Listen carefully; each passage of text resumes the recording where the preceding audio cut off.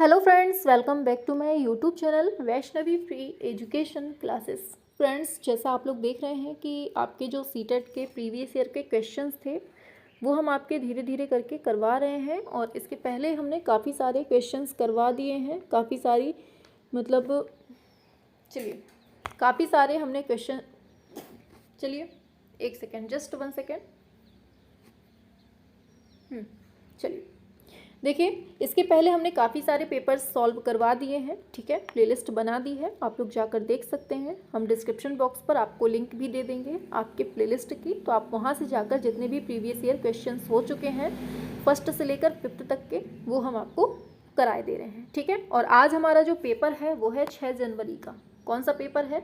6 जनवरी का। इसके पहले हम 1 जनवरी, 3 जनवरी और 5 जनवरी, 4 जनवरी, ऐसे मतलब जितने भी पेपर हुए हैं आपके सभी हमने करवा दिए हैं। ठीक है, तो चलिए क्लास स्टार्ट करते हैं एकदम धुआंधार तरीके से। ठीक है, टाइम वेस्ट नहीं करेंगे, सीधे अपने टॉपिक पर बढ़ेंगे।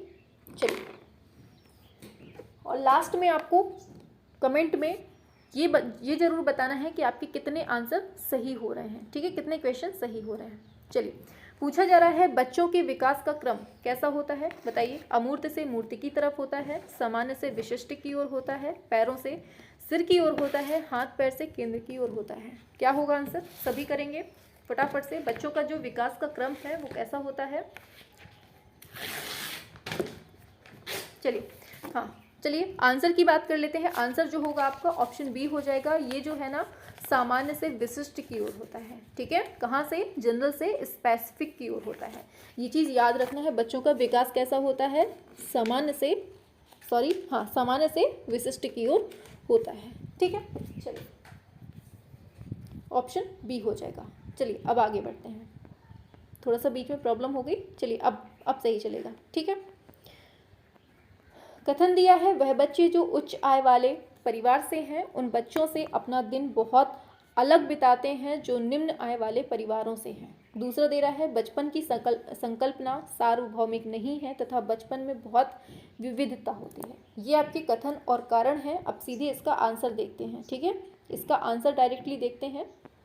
आंसर हो जाएगा ऑप्शन ए। अब इसको थोड़ा सा पढ़ लीजिए। वह बच्चे जो उच्च आय वाले परिवार से हैं उन बच्चों से अपना दिन बहुत अलग बिताते हैं जो निम्न आय वाले परिवारों से हैं। क्योंकि जो बच्चे धनी परिवार में जन्म लेते हैं लालन पालन, रहन सहन और उनकी जीवन शैली निम्न परिवार से अलग होती है, क्योंकि वह उन परिस्थितियों की विविधता पर जोर देता है जिनमें बचपन का अनुभव होता है। बचपन की संकल्पना एक सामाजिक निर्माण है, क्योंकि यह समाजशास्त्र और संचार में एक ज्ञान का एक सिद्धांत है जो वास्तविकता की मान्यताओं के आधार पर बच्चे के विकास का मूल्यांकन करता है।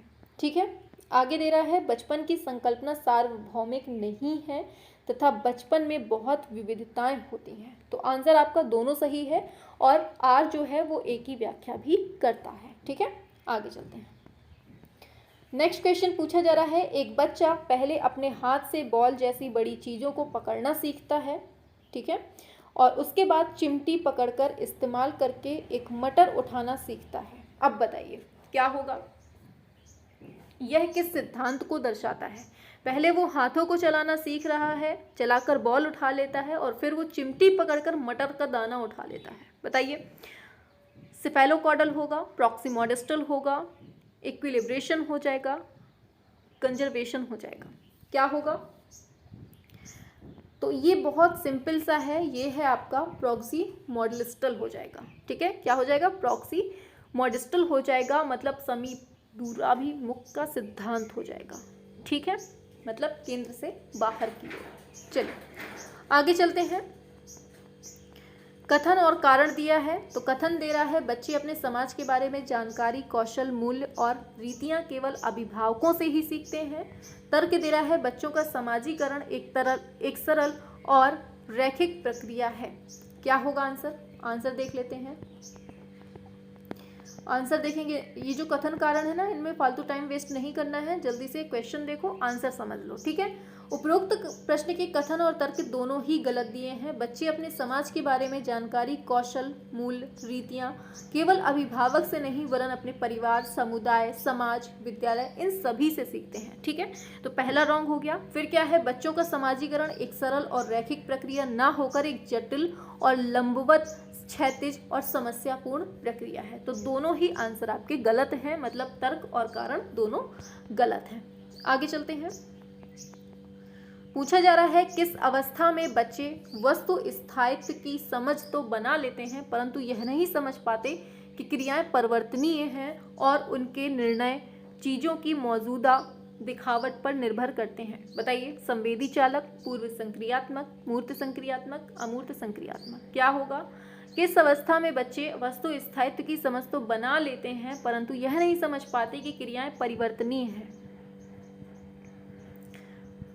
हाँ, देखिए आंसर होगा आपका ऑप्शन बी, प्री ऑपरेशनल, पूर्व संक्रियात्मक। ठीक है, इसमें ये होता है कि बच्चा जान तो जानता है कि हाँ ये कोई वस्तु है, जैसे ये कोई पेन है, लेकिन अगर उस पेन को उसके सामने से हटा दो तो वो भूल जाता है कि हाँ अब कोई पेन है, उसका अस्तित्व खत्म हो जाता है, ये उसके दिमाग में हो जाता है। तो आंसर क्या होगा? पूर्व संक्रियात्मक। ठीक है,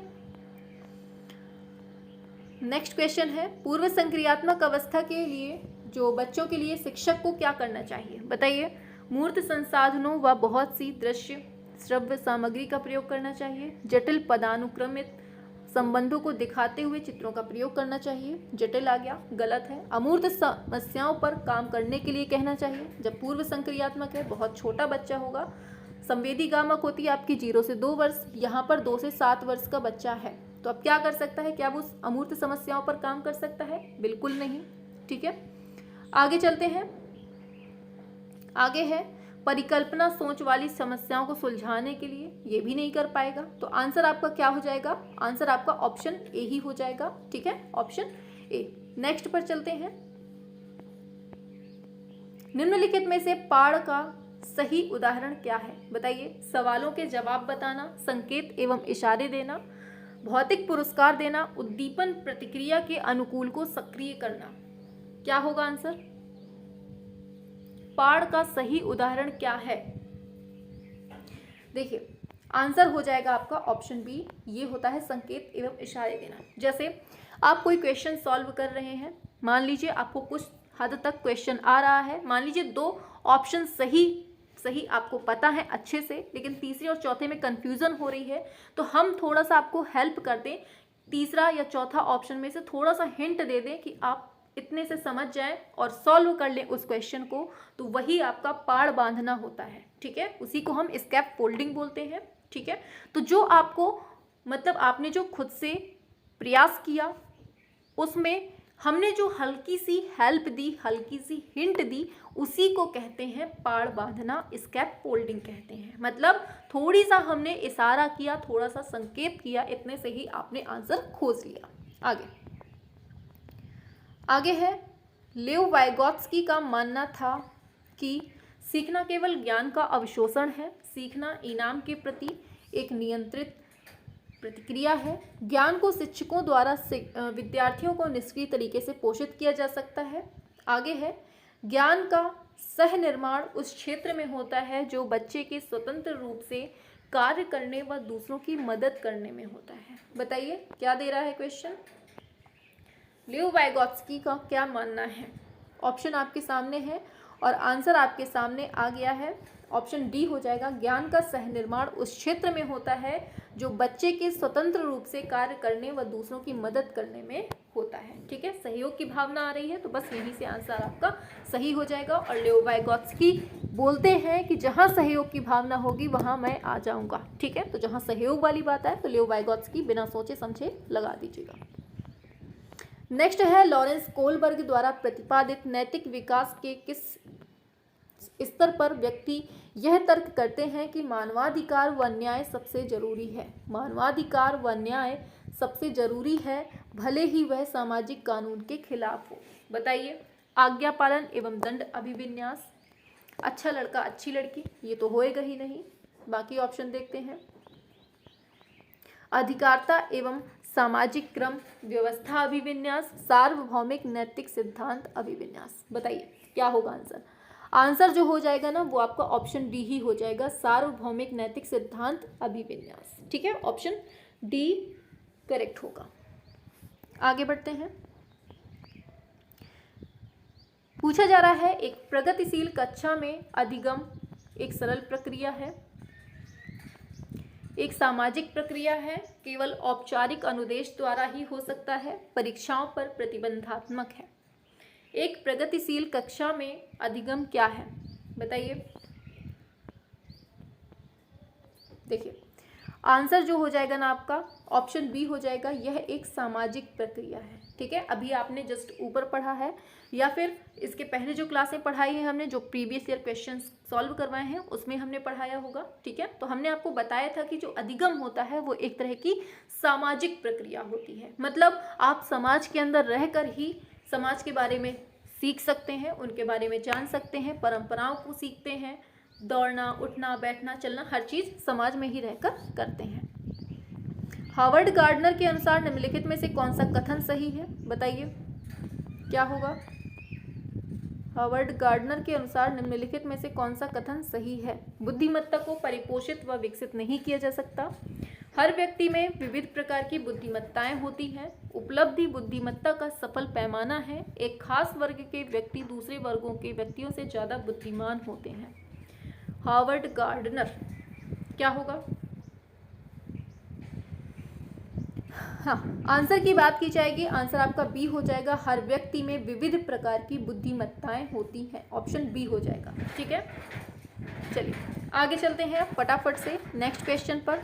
इन्होंने गार्डनर ने 8 प्रकार की बुद्धि बताई हैं, भाषाई, म्यूजिकल, स्थानिक, इंट्रापर्सनल, तार्किक, कायस्थ, पारस्परिक, प्रकृतिवादी, ये सभी। ठीक है, आगे चलते हैं। पूछा जा रहा है आपसे राष्ट्रीय शिक्षा नीति 2020 पूरे देश के लिए प्राथमिक स्तर पर किस भाषा को निर्देश के माध्यम से प्रस्तावित करती है। हिंदी, अंग्रेजी, संस्कृत, मातृभाषा या फिर घर की भाषा बताइए। राष्ट्रीय शिक्षा नीति NEP 2020 क्या शो करती है बताइए। आंसर होगा ये अपनी मातृभाषा की बात करती है, घर की भाषा की, होम लैंग्वेज। ठीक है, देखिए इसमें बोला गया है 1 से 5वीं कक्षा तक मातृभाषा स्थानीय क्षेत्र में पढ़ाई का माध्यम रखने की बात कही गई है और इसे कक्षा 8 या उससे आगे भी बढ़ाया जा सकता है। ठीक है, और नई शिक्षा नीति 2020 देश में स्कूल और उच्च शिक्षा प्रणालियों में परिवर्तनकारी सुधारों के लिए रूपरेखा तैयार करता है। नई नीति अगले 10 वर्षों मतलब 2030 तक स्कूल शिक्षा में 100% सकल नामांकन अनुपात का लक्ष्य रखती है। ठीक है, चलिए आगे बढ़ते हैं। बताना है बैठने की व्यवस्था में लचीलापन, अधिगमकर्ताओं का समूह में कार्य करना किस कक्ष की विशेषताएं हैं। व्यवहारवादी कक्षा कक्ष, सामाजिक संरचनावादी कक्षा कक्ष, शिक्षक केंद्रीय कक्षा कक्ष, पाठ्य पुस्तक केंद्रीय कक्षा कक्ष। क्या होगा 13 का, सभी बताएंगे। बैठने की व्यवस्था में लचीलापन, आंसर होगा आपका ऑप्शन बी, ये सामाजिक संरचनावादी कक्षा कक्ष होगा। ठीक है, मतलब समाज में ही बैठेगा व्यक्ति और उसमें अधिगम करेगा और समूह में कार्य करेगा। ठीक है, आगे है किस प्रकार का शिक्षा शास्त्र एक शिक्षक को अपनी कक्षा में व्यक्तिगत विभिन्नताओं को ध्यान रखने में मदद करेगा। मानकीकृत व एक समान, पूरी तरह से परीक्षाओं पर केंद्रित, पूरी तरह से पाठ्यपुस्तकों पर केंद्रित, संलग्न व संदर्भित। क्या होगा, एक शिक्षक को अपनी कक्षा में व्यक्तिगत विभिन्नताओं का ध्यान रखने में मदद करेगा। क्या होगा आंसर बताइए, क्या होगा। आंसर की बात करेंगे, आंसर हो जाएगा आपका ऑप्शन डी, मतलब संलग्न, और क्या लिखा था उसमें हम भूल गए, एक तो हिंदी इनकी बहुत अरे क्या बोलते हैं, इंग्लिश पढ़ो सीधे, इंगेजिंग एंड कॉन्सेप्चुअल। ठीक है, आगे चलते हैं।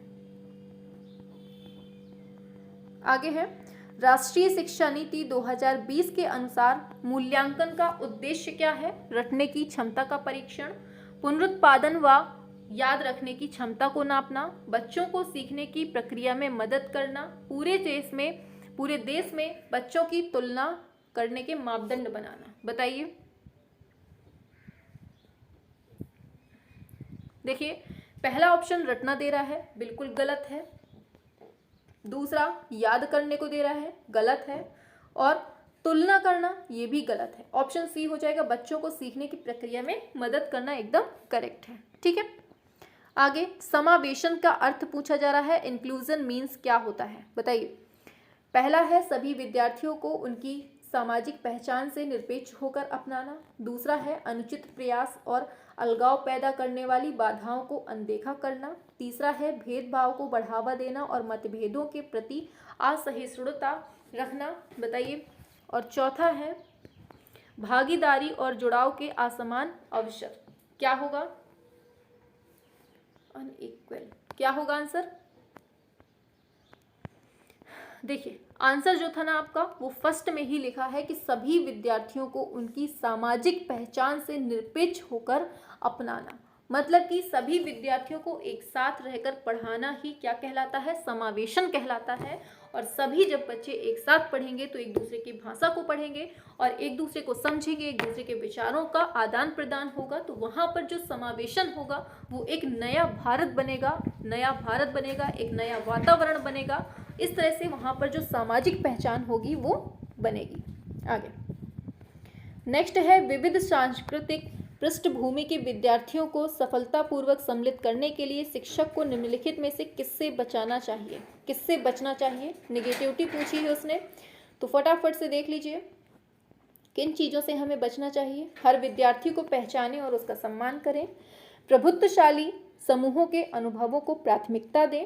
शिक्षण की सामग्री में विविधता शामिल करें। कक्षा में सांस्कृतिक संवेदनशीलता का अभ्यास करें। बताइए, नेगेटिविटी ढूंढने हैं उसमें किस चीज़ से हमें बचना चाहिए? तो प्रभुत्वशाली समूहों के अनुभवों को प्राथमिकता देने से हमें बचना है। ठीक है, आगे चलते हैं। डिसलेक्सिया मुख्य रूप से क्या होता है? बार बार आप लोग पढ़ रहे हैं, आपको पता है। ठीक है, पढ़ने से संबंधित होता है डिसलेक्सिया। ठीक है, आगे निम्नलिखित में से, चलिए थोड़ा सा और छोटा कर दें, चलिए दिख रहा है। पूछा जा रहा है निम्नलिखित में से कौन सा अभ्यास अधिगम अक्षमता वाले विद्यार्थियों का समावेशन सुनिश्चित करने में प्रभावी होगा? पहला है अभिव्यक्ति के लिए केवल निश्चित विधा को अनुमति दें। विफलता का आरोपण क्षमता की कमी को माने। बहुत लंबे और बारंबार तत्कार दें। सूचना प्राप्त करने के लिए कई विकल्प प्रदान करें। क्या होगा आंसर? आंसर हो जाएगा आपका, आंसर डी ही हो जाएगा। जब विविध वाली बात आ जाए, सूचना प्राप्त करने के लिए कई विकल्प, मतलब बहुत सारी बात हो रही है, तो ऑप्शन डी हो जाएगा। ठीक है, आगे प्रतिभावान विद्यार्थी जानकारी को जल्दी और सही तरीके से अवशोषित करते हैं। अपने आयु स्तर के नीचे प्रश्नों को हल करने में असमर्थ होते हैं, ये तो गलत ही है। आगे सरल और आसान कार्यों को चुनने की प्रवृत्ति रखते हैं। में मूल बातों की सहज समझ का अभाव होता है। ऑप्शन ए ही सही हो जाएगा। ठीक है, ऑप्शन ए जो देखा है, जानकारी को जल्दी और सही तरीके से अवशोषित करते हैं। ठीक है, ऑप्शन ए ही करेक्ट हो जाएगा। आगे है, पूछा जा रहा है एक शिक्षक को अपने विद्यार्थियों को किसी प्रश्न का उत्तर देने के लिए सहज अनुमान लगाने के लिए क्या करना चाहिए? प्रोत्साहित, अनदेखा, दंडित, अवरुद्ध। बताइए 21 का क्या होगा फटाफट से।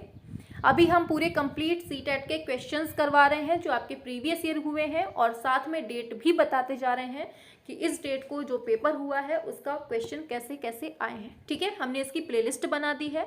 इसके पहले भी हमने काफ़ी सारे पेपर करवा दिए हैं जो आपके अभी 2021 वाले हुए हैं। ठीक है, 2021 वाले हुए हैं, वो सारे पेपर्स हमने करवा दिए हैं, और हमने बैनर में डेट भी लिख दी है कि इस डेट का पेपर कौन सा है और इस डेट का पेपर कौन सा है। तो आप लोग सभी लोग अच्छे से पढ़ लीजिएगा। ठीक है, प्लेलिस्ट की लिंक हम नीचे डिस्क्रिप्शन बॉक्स पर डाल देंगे, तो आप लोग वहां से देख लीजिएगा। चलिए क्वेश्चन बताना है। एक शिक्षक को अपने विद्यार्थियों को किसी प्रश्न का उत्तर देने के लिए सहज अनुमान लगाने के लिए क्या करना चाहिए? उसे प्रोत्साहित करना चाहिए, इनकरेज करना चाहिए। आगे विद्यार्थियों को हाल ही में सीखे गए संप्रत्यय पर विस्तारण में मदद करते समय निम्नलिखित में से किससे बचना चाहिए? तो ऑप्शन देख लीजिए। विभिन्न उप संप्रत्ययों के बीच संबंधों को क्रियान्वयन करना, संप्रत्यय के उदाहरण और गैर उदाहरण बनाना, अधिग्रहित जानकारी को नई समस्याओं पर लागू करना, आगे लिखना और विद्यार्थियों से इसे बिना समझे नकल करने के लिए कहना। यही आपका नेगेटिव पॉइंट है। इन सब चीजों से हमें बचना चाहिए। ठीक है, आगे नेक्स्ट पर चलते हैं। नेक्स्ट क्वेश्चन आपके स्क्रीन पर आ रहा है। पूछा क्या गया है आपसे कि किस तरह के पाठ्यक्रम को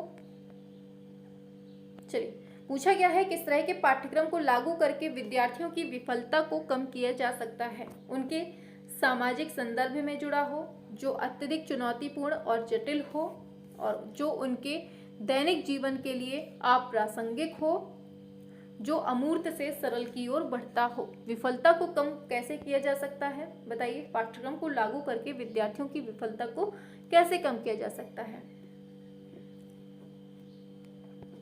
आंसर जो हो जाएगा आपका ऑप्शन ए ही हो जाएगा, जो उनके सामाजिक संदर्भ से जुड़ा हो। ठीक है, connected to their social contact. ठीक है, आगे चलते हैं। सार्थक सीखने के लिए निम्नलिखित में से क्या महत्वपूर्ण है। कक्षा में प्रतिस्पर्धी संस्कृति का विकास करना, बच्चों के विचारों और अनुभवों को जगह देना, जानकारी को पृथक खंडों में प्रस्तुत करना। फिर नेक्स्ट ऑप्शन है ऐसे उदाहरण देना जो विद्यार्थी के सामाजिक संदर्भ में नहीं है। ये ऑप्शन बी हो जाएगा। ठीक है, बच्चों के विचारों और अनुभवों को जगह देना। ठीक है, आगे बढ़ते हैं। नेक्स्ट है विद्यार्थियों को नए संप्रत्यय पढ़ाते समय शिक्षक को निम्नलिखित में से किससे बचना चाहिए। मतलब नेगेटिविटी पूछी है। उन्हें दिए गए उदाहरणों में से सामान्य गुण खोजने के लिए कहें, उदाहरण प्रस्तुत करें उस संप्रत्यय से संबंधित। ठीक है, आगे है पहले जटिल अवधारणाओं को प्रस्तुत करें और फिर सरल को, और नई जानकारी को सिखाने, जानकारी को पिछले ज्ञान से जोड़ना है। तो बताइए नेगेटिविटी क्या है बताइए। गैर उदाहरण प्रस्तुत करें, ये कोई चीज नहीं हुई, ऑप्शन बी हो जाएगा। ठीक है, आगे बढ़ते हैं। नेक्स्ट पर पूछा जा रहा है विशिष्ट जानकारी के स्मरण पर आधारित प्रश्न का उत्तर देने के बाद एक विद्यार्थी इस बात पर विचार कर रहा है कि इस कार्य में किन संकेतों ने उनकी मदद की। ऐसा करने से विद्यार्थी का मतलब डैश विकास कर रहा है। विलंबित नकल, आत्मकेंद्रिता, अधिसंज्ञान, अति औचित्य। क्या होगा आंसर हो जाएगा आपका ऑप्शन सी, ये है आपका अधिसंज्ञान। ठीक है, आगे लक्ष्य प्राप्त करने के चरण दर चरण निर्देश को डैश कहा जाता है। कलन विधि, स्वतः शोध प्रणाली, साधन लक्ष्य विश्लेषण, स्मृति सहायक विधि। क्या होगा आंसर। आंसर हो जाएगा ऑप्शन ए, कलन विधि। ठीक है, विद्यार्थियों के बीच भ्रांतियां उनके बारे में क्या बतलाती हैं। अत्यंत गलत और तर्कहीन सोच की प्रक्रिया, उच्च क्रम की भावनात्मक और बौद्धिक क्षमताएं, अवधारणाओं के बारे में मूल और सहज समझ, गंभीर संज्ञानात्मक कमियां और तंत्रिका संबंधी विकार। क्या होगा आंसर। आंसर जो होगा आपका देख लेते हैं फटाफट से। आंसर हो जाएगा आपका ऑप्शन नंबर सी। ठीक है, विद्यार्थियों के बीच भ्रांतियां उनके बारे में अवधारणाओं के बारे में मूल और सहज समझ बतलाती हैं। ऑप्शन सी करेक्ट हो जाएगा। ठीक है, आगे चलते हैं। निम्नलिखित में से कौन सी स्थिति विद्यार्थियों में गर्व का कारण बन सकती है बताइए। देखिए आपकी जो ये क्लास जितने भी प्रीवियस ईयर क्वेश्चंस हैं वो लगभग आपके 25 मिनट तक कंप्लीट हो जाते हैं। मतलब 20 से 25 मिनट में आपके ये प्रीवियस ईयर क्वेश्चंस जो सीटेट के हैं बाल विकास के कंप्लीट हो जाते हैं। हमने इसकी प्लेलिस्ट बना दी है, नीचे डिस्क्रिप्शन बॉक्स पर भी डाल देंगे लिंक, तो आप वहाँ से जाकर कंप्लीटली पढ़ लीजिएगा। ठीक है, सीटेट के जितने भी आज तक प्रीवियस ईयर क्वेश्चन हुए हैं, पेपर हो चुके हैं, उन सभी को हमने आपके सामने रख दिया है। ठीक है, अगर आपने नहीं पढ़े हैं तो नीचे डिस्क्रिप्शन बॉक्स पर लिंक डाल देंगे, तो आप लोग वहाँ से जाकर देख लीजिएगा। ठीक है, चलिए हाँ, आंसर क्या है। जब असफलता का कारण स्वयं को माना जाता है, जब असफलता का कारण दूसरों को माना जाता है, और फिर क्या है, जब असफलता का कारण स्वयं को माना जाता है। ये हो जाएगा जब सफलता का जो कारण है वो स्वयं को माना जाता है, तब तब ये जो स्थिति है विद्यार्थियों में गर्व का कारण बनती है। ठीक है, आगे लास्ट क्वेश्चन है, कौन सा कथन आंतरिक प्रेरणा का उदाहरण है? मुझे पढ़ाई करनी चाहिए क्योंकि यह संपत्ति की समझ बनाने के लिए जरूरी है। आंतरिक प्रेरणा पूछा है तो आंसर तो यही हो जाएगा आपका। ठीक है, ऑप्शन ए ही हो जाएगा, क्योंकि अगर किसी ने सोच लिया कि मुझे पढ़ाई करनी चाहिए क्योंकि मुझे कुछ करना है, तो ये खुद की अंदर की ही आंतरिक प्रेरणा है। ठीक है, तो 30 क्वेश्चन हो गए हैं। उम्मीद है आप लोगों के अच्छे नंबर आ रहे होंगे। आप लोग कमेंट में ज़रूर बताइएगा कि आपके कितने नंबर पहुँचे हैं। ठीक है, चलिए फिर क्लास ऑफ करते हैं।